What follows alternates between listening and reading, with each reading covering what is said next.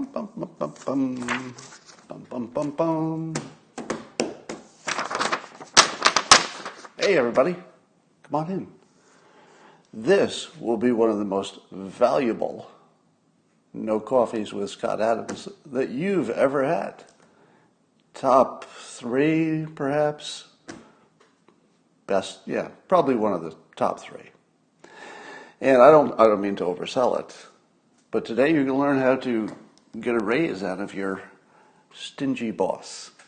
Skills that could be useful in a variety of places.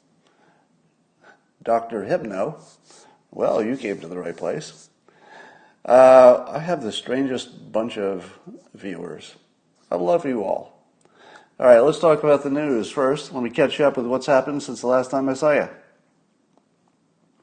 The president has indeed signed an executive order telling his various organs of the government to look into social media and their alleged bias, find out what's going on there, because they're choking off democracy, is the argument. Now, isn't that going to be interesting? Because one wonders what kind of investigative powers the organs of the government will have. What does that look like exactly?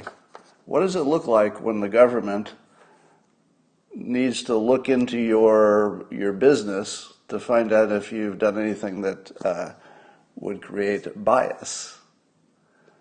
How much can they ask about? Can they look at all your code? Can they look at your records, talk to all your employees? What's that look like? I have many questions, but I guarantee this is going to be a pretty big story for a while. And I don't know exactly how it's all going to shake out.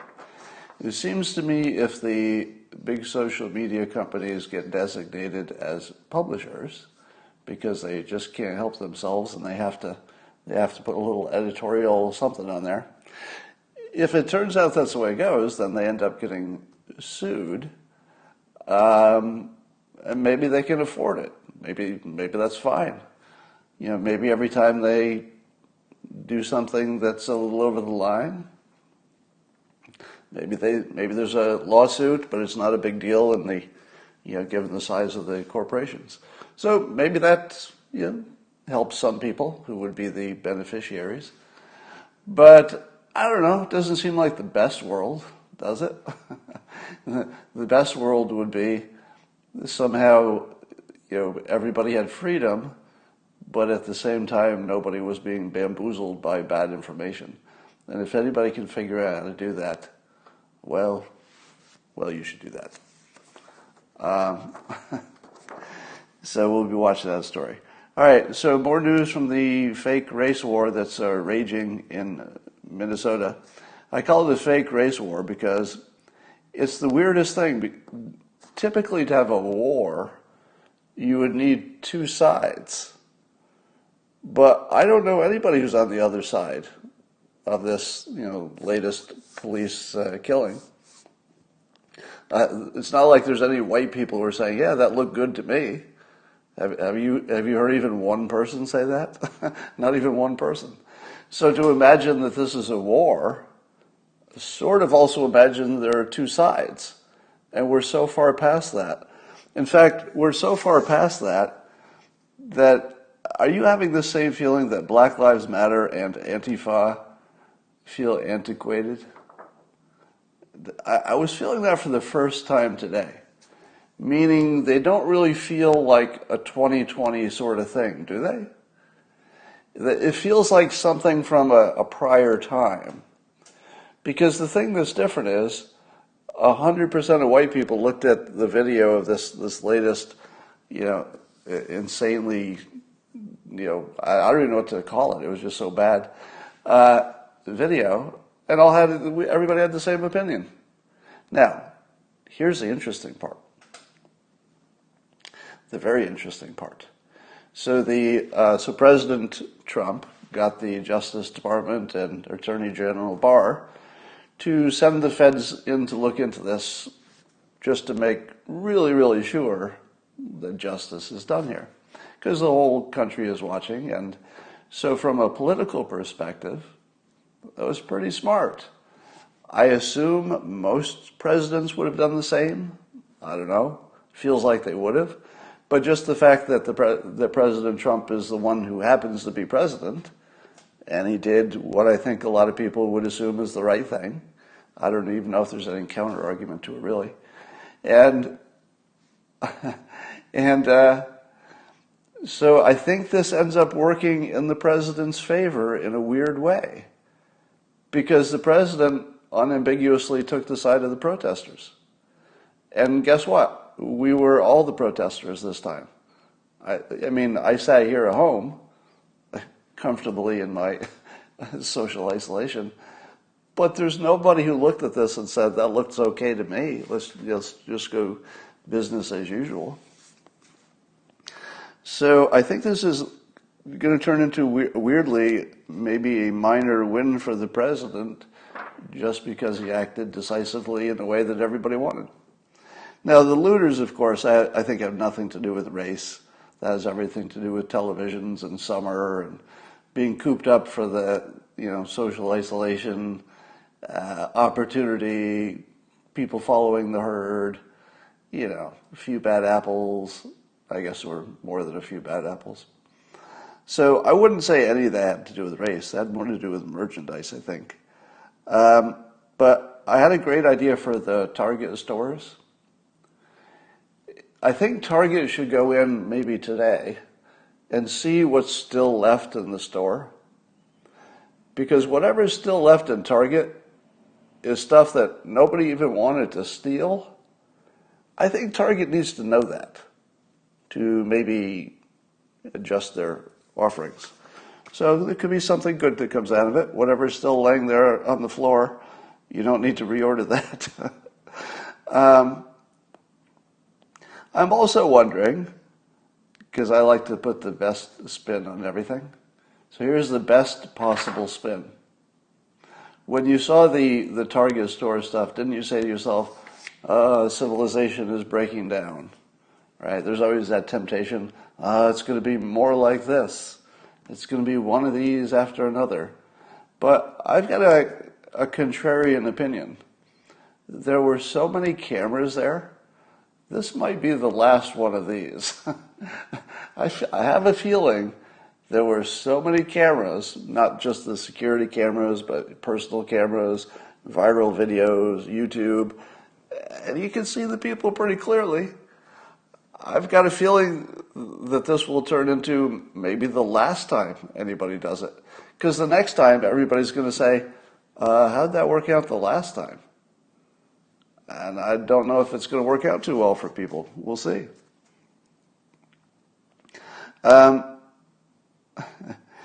So here's the interesting part. So the federal guy, I forget what he is, prosecutor or investigator or whatever he is, was saying that there's exculpatory evidence that hasn't been introduced to the public yet. So I'll tell you, there is nothing more mind-bending than watching good lawyers work on a case that you think is open and shut. To watch them craft a new reality that's as convincing as the one that you were absolutely positive was true. And it's already beginning. Now the federal guy, of course, is not coming in with an agenda, but he sort of told us the cat's on the roof. That little hint that there might be something down the road that you're not so happy about. Because when he said there's some exculpatory evidence, didn't you say to yourself, like, for example, what would that be? But I would point out to you that unless you've seen something I haven't seen, we have video of before the incident, the actual cause of death. We have video from before that, but not immediately before it.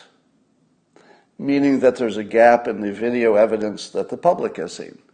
But I would guess that by now, the law enforcement has seen video from every angle, from every minute, in all likelihood. So it could be that there's something that would allow the police to make an argument. This is not me talking, so don't jump on me, okay? This is not me. I'm just saying that there's always going to be two sides in any of these court cases. And if there's anything in the missing video that could be interpreted as resisting arrest, then it's a jump ball. It's a jump ball. Because there's no question that what the officer did was the wrong thing and it caused death, and we could all agree that that shouldn't have happened, and we can't even explain it. But if the defense is incompetence, it's not that hard to get at least one jurist to believe that you're an idiot, is it? How hard is it to convince somebody that you're not a racist, you're actually just dumb? And you did something that anybody who was observing would have thought was a terrible idea, but you didn't. You were just dumb. Now you say to yourself, wait a minute, being dumb, that can't be an excuse, can it? Why can't it be? Why can't it be? I think it would still be, some kind of a crime. I'm not a lawyer, but you could certainly take out the intention part of it. I mean, you don't think that they would be able to mount a defense that took out the intention? I think they could. So I think that at most it's going to look like an accident that they should have known to avoid, and therefore they would have some responsibility. I don't know what that would look like. But you could easily imagine them saying, honestly, I had a bad day, I was stupid, wasn't thinking, it's just stupid. It didn't help me. Because imagine, I guess manslaughter would be the right term for it. So, but imagine you had to be that officer and you were arguing the case. How hard would it be to argue that, honestly, I'm just an idiot? I mean, I really didn't realize what I was doing. I guess I thought I had my knee somewhere else. I thought he was complaining like everybody complains. And the next thing you know, are you going to convince 12 jurists that guy's not an idiot? I don't know. So if you have to look down the, into the future, I no longer would say it's a slam dunk, but it looked the same. It looked the same to me as it did to most of you, I assume. It looked like the worst possible thing that could ever look like anything. But there is some good news. I don't know if you saw it, but Madonna is trending. She just tweeted in honor and to pay tribute to acts of racism and discrimination. Now, does it sound like I misread that? Let me read it again, and let me ask you if you think I misread it. The Madonna tweeted to honor, and her son did a dance, and that was the purpose of the tweet. So her son did a dance. Apparently he's pretty good at dancing. And she said it was to honor and pay tribute to acts of racism and discrimination. Now, she actually did say that, but I don't think she meant that.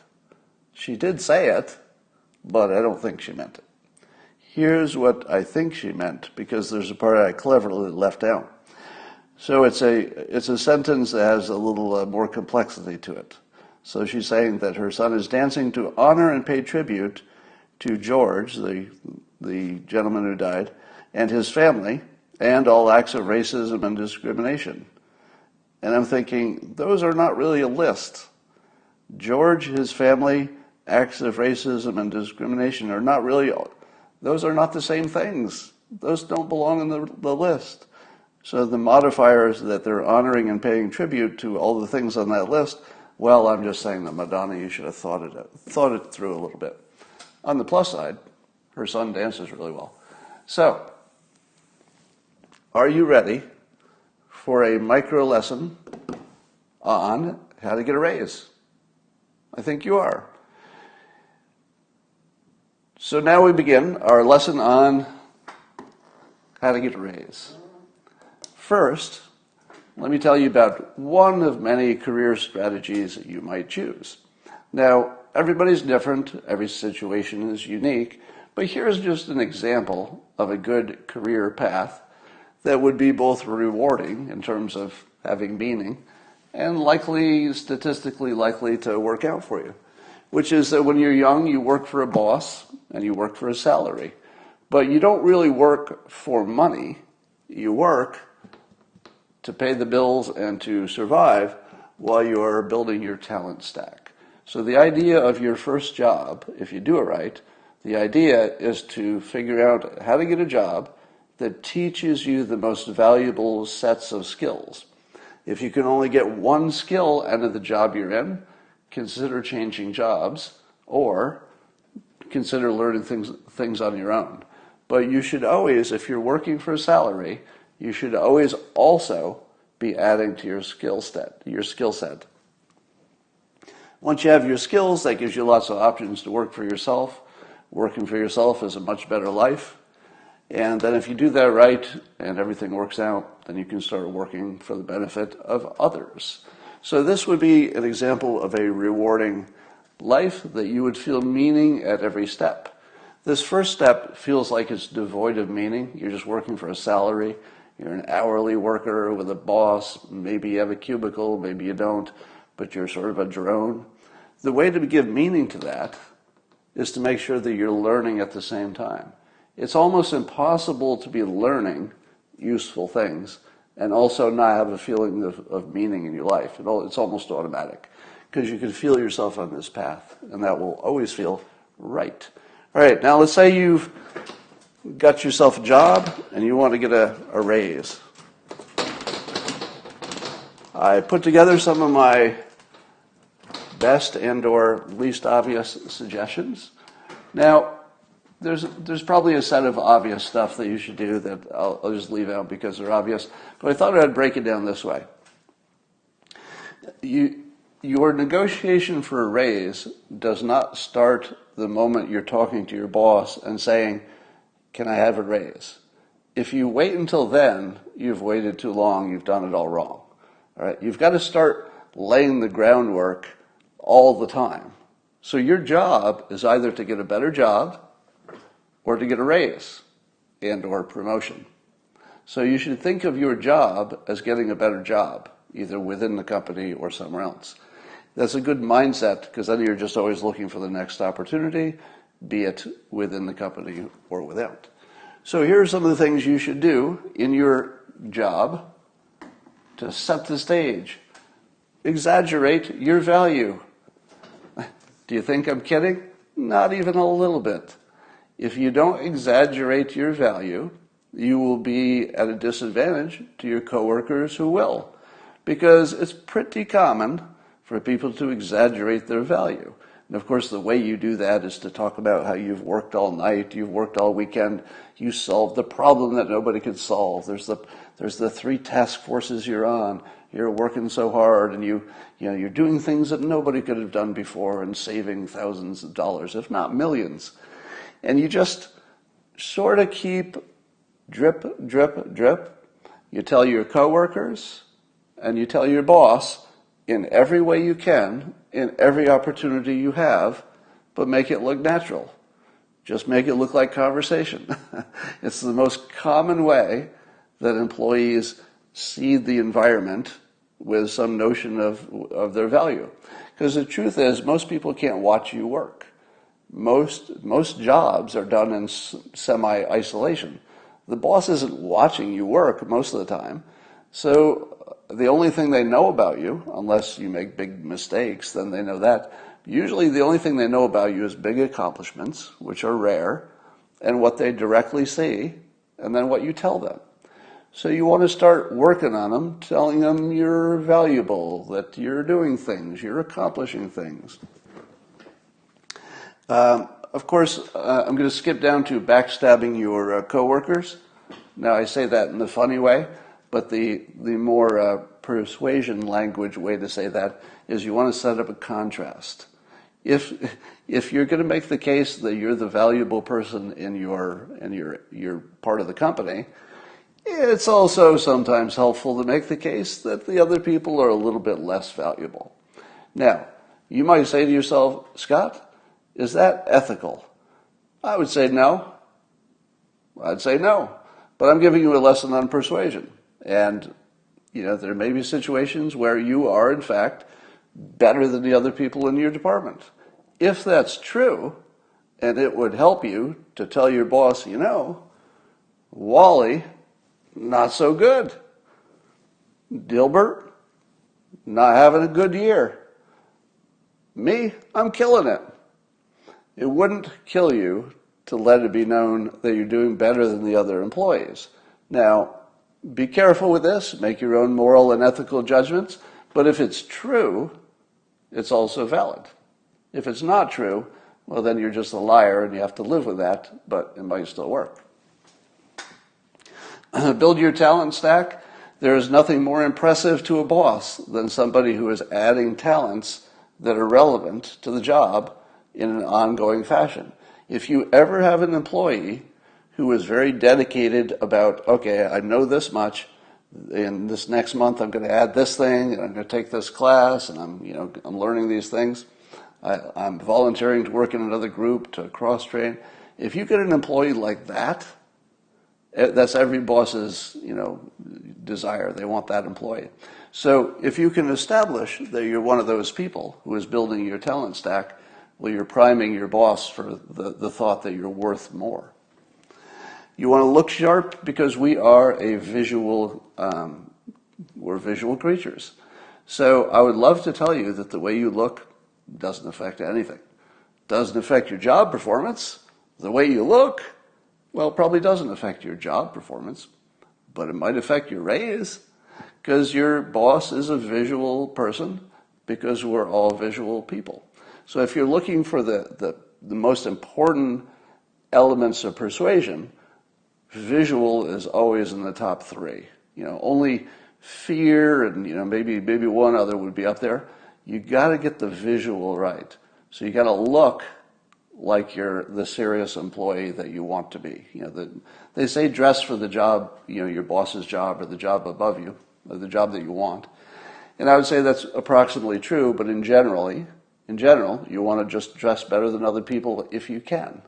That includes your fitness, your hairstyle, just your basic fashion choices, your look. If you think that stuff doesn't matter, you're living in a dream world. Now, you don't have to be a beautiful person. I'm not saying that. You don't have to be young. You don't have to be anything in particular. You just want to be the better version of whatever you are. All right. You want to be irreplaceable. I put irreplaceable in quotes because nobody's irreplaceable. But you can often convince people that you are. It's the weirdest thing. We all know that nobody's irreplaceable. But how many times have you worked someplace where somebody was described as irreplaceable? What that really means is that it would be a huge pain to figure out how to, do things if this person left, but you'd do it. I mean, it always works. Rarely does a company just disappear because a key employee left. So if you can create the impression that you're irreplaceable, that can go a long way toward getting that raise. Again, these are all the things that you're doing way ahead of time. So, this is months and months before you even ask for a raise. You make sure you're setting the table this way. So in terms of being irreplaceable, if you can find something to volunteer for, if you don't already have something that you're irreplaceable at, volunteer for something that makes you irreplaceable. Find some function that's you're the only one who knows how to do it. Then I did some Googling to confirm what I suspected was true. I'm not sure there's science behind this. There's enough science to suggest that this is true, and that is that morning meetings to ask for a raise are going to be more effective than afternoon. The thinking behind that is that people can make decisions in the morning, and they're not so good at making decisions in the afternoon, and what you don't want is for them to say, I'll get back to you. If you can nail them down to a decision, that's best, or at least get them to commit to looking into it, because often the boss has to, check the budget and stuff. But you can get maybe at least a mental decision before they verbally tell you they've decided, that you can mentally commit them. So pick the morning.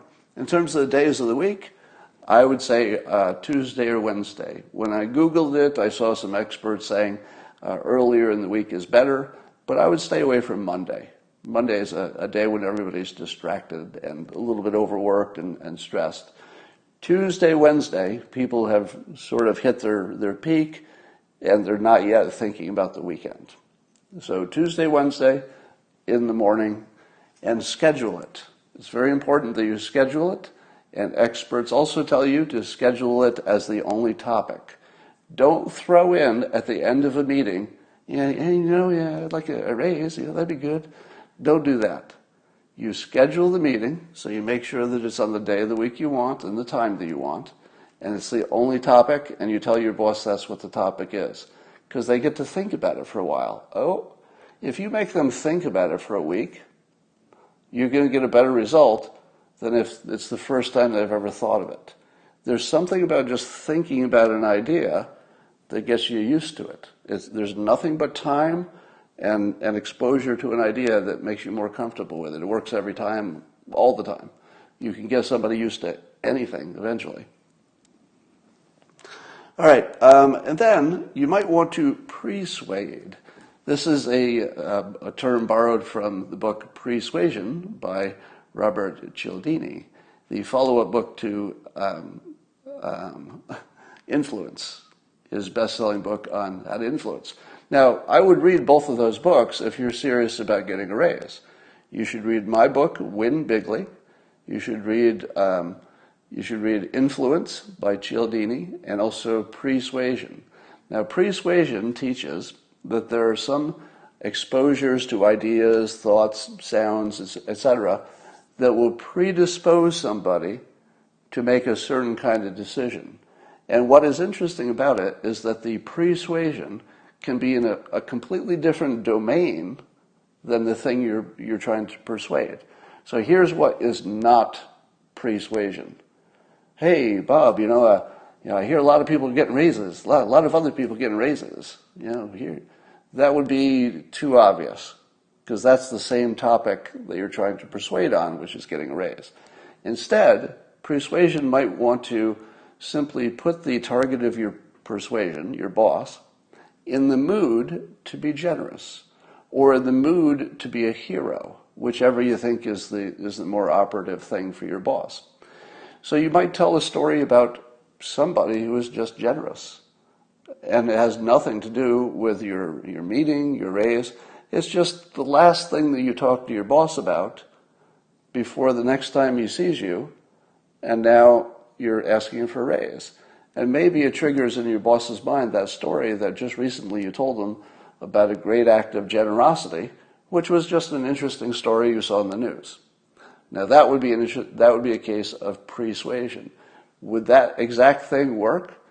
Don't know. The only way you can know when persuasion is working is sort of testing it. All right? And if you're just trying to persuade in the wild, the best you can do is take some, I would say, informed guesses about what would make sense. Because you're trying to get your boss in a mood, just a mood. So if the mood you want your boss to be in is generosity, a story of unrelated generosity will get the job done. Now, each of these techniques, by the way, is only going to move the needle, say, 2%, just for discussion purposes. But there are a lot of them. If you get everything right, that's a lot of 2%, and suddenly your odds of getting a raise are looking pretty good. All right, here are the things that you need to know. So in order to persuade effectively, it's very important that you have a good understanding of what the other person is thinking and feeling. And you should also have a better sense of who you are and what you're worth. If you get those things right, you will persuade better. The first thing you need to know is that it's always okay to ask for a raise. Bosses expect people to ask for raises. It's pretty routine. If your boss fired you or penalized you for asking for a raise, it's good to know that as soon as possible. and then get the hell out of that company. Any boss who penalizes you for stating what you think you're worth and bringing it up, if you get penalized for that, okay, you need a new company, you need a new boss, and you need it right away. Get out of there just as fast as you can. For any normal situation, and certainly especially for a large company where there are a lot of professional managers, things get dicier as you get down to the level of, let's say, a family business. There's more emotion involved there. But if you're dealing with a sizable professional company, you can ask for a raise. That's just part of the rules. You can ask for anything you want. So know that it's okay to ask, and in fact, any professional manager is going to respect you for knowing what you're worth. They will actually have more respect for you, even if they don't give you the raise. Because, maybe there's a budget constraint, who knows. But they will respect you more for asking than for not asking. Once you know that, it makes it easier to ask, because there's no downside. You either gain some respect, or you gain some respect and a raise. Or you gain some respect and not a raise now, but you're sort of the next one in line when the situation is better. There's literally no downside. Because like I said, if this ever did cause a downside, if you're working for a company that bad or a boss that bad, get out of there. The sooner you do that, the better. Next thing to know is that everyone is bluffing, meaning that in the business world especially, not just in terms of negotiating, because there's some bluffing there too, but in terms of acting confident, acting like they know what they're doing, acting like they're worth a raise, acting like they're capable of doing their job. Everybody's sort of acting all the time. The moment you learn that you're not the one who's acting, you're not the only one, then you're free.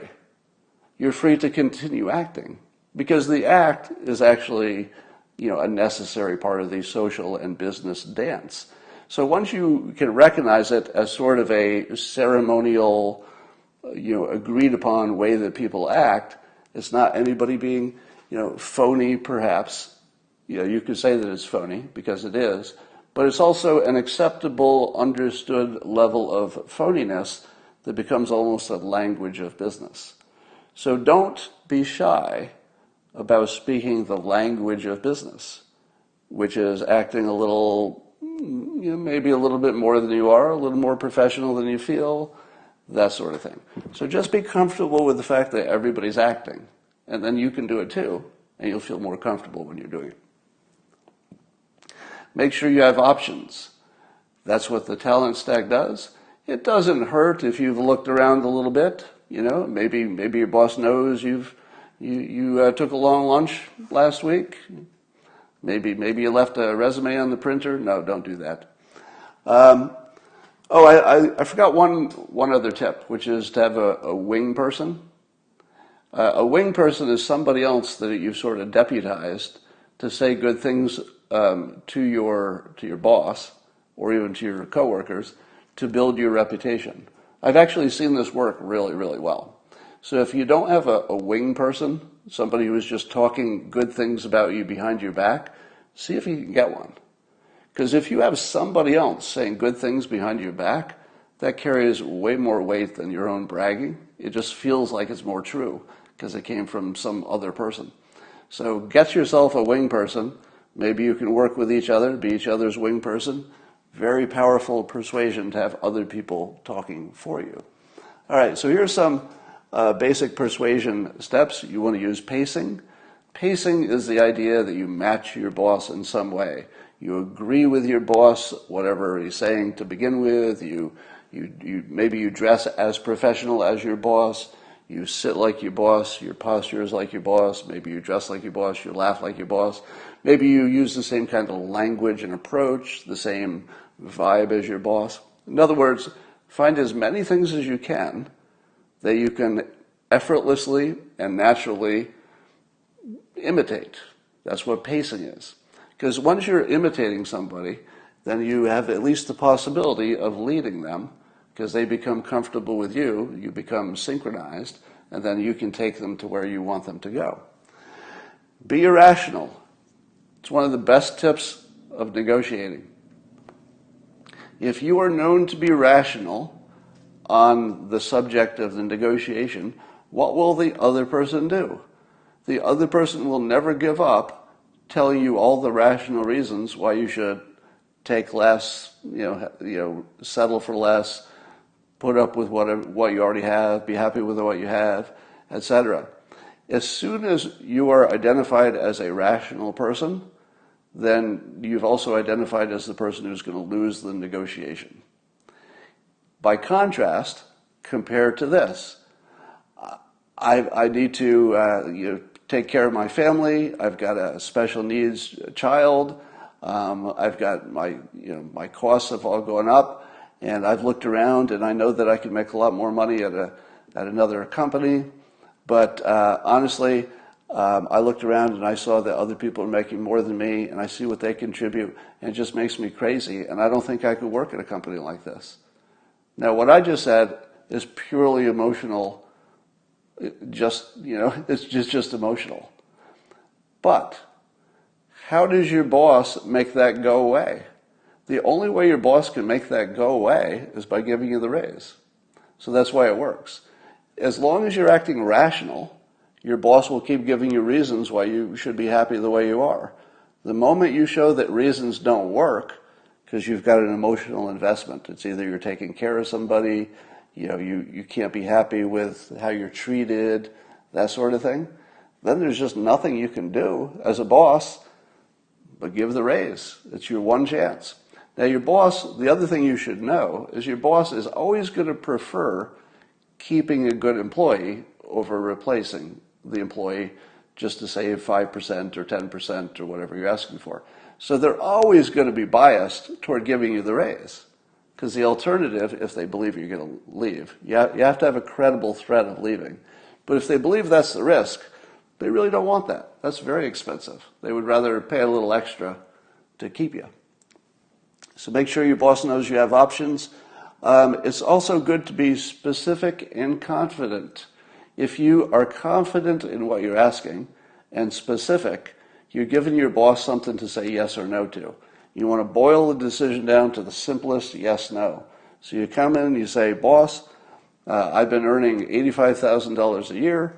I've been looking around. I've added these 3 skills. I've taken on this job. I think, I could make 120 across the street for the competitor, but that's the last thing I want to do because I don't want to leave. I like this place.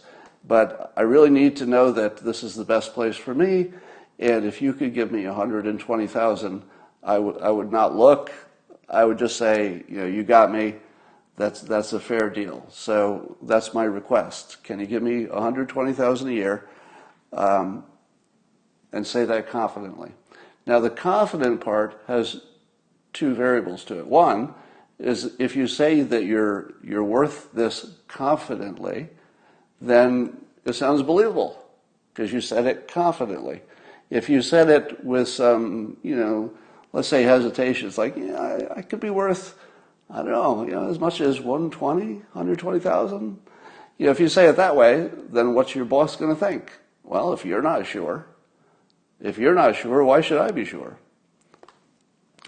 So confidence not only shows that you're a more capable employee, because anybody who looks confident and can ask for a raise is going to be a competent employee. That's a good sign. You could probably do a lot of other things, because there aren't that many people who can confidently walk in and make a case for a raise and sell it. If you walk in, make the case, and sell it, you're going to be a superstar. Your boss is going to say, you made the sale. There's nothing more impressive to a boss than convincing the boss of something, even if it's just something for you, a raise. All right, here's another thing you could do. Use a proxy. In other words, send another person to ask for your raise for you. Hold on, you're saying, in what world can you send somebody else to ask for a raise for you? A couple that I can think of. Number one is you've got your wing person that I mentioned, and the wing person can go to the boss and say, I think you're going to lose you're going to lose Alice unless you give her a raise. I don't think she's happy. She's doing the work of 3 people. I think you really should just give her a raise. So that might not close the deal, but you can certainly, if you have a strong enough wing person who might be, let's say, friends with the boss, that would help, send somebody else. That probably wouldn't work, but here's something that might. Suppose, let's say you're a woman and you found out that you earn less than the men in your department who are doing the same job. A fairly common situation, right? Now, forgetting for the moment, let's forget about why. It doesn't matter if it's because you have less experience. It doesn't matter if it's because of sexism. What matters is, it's going to look like sexism. So here's one of the things you could do. This won't work very often, right? I'm just giving you a full canvas of the options. You could actually convince a male coworker to go get you a raise for you, so that he doesn't have to deal with the fact that you're underpaid and it doesn't make sense. You could probably talk your coworker into getting you a raise, if there's a reason. And the reason is there's an injustice here, or it looks like one, which is good enough. And people like to fix injustices. Almost every company has somebody who wants to fix an injustice. If you happen to know somebody like that, maybe you can send them. So those are really your options. Obviously, the best choice is to do this all yourself. The strongest play is to walk in, be confident, know exactly what you want, pick the right time of day, set the table, have a lot of options, have a lot of talent, pace your boss, be a little bit irrational, pull it all together, and take a shot at it. What happens if it doesn't work? If it doesn't work, you still win, but a little bit less. If you ask your boss for a raise and it just goes south, and let's say it's a boss who's not going to fire you or anything, they just didn't give you the raise, you still have the experience of you walked into your boss's office and you asked for a raise. Think how few people can do that. If you've done it once, even if it didn't work, you're the most experienced person you know at doing that. Well, my cat's calling me, so I think that means we're done. So this is your micro lesson on how to get a raise. Some of these techniques might generalize. Be ethical, be moral. Just because you have these powers, don't abuse them. And that's all for today.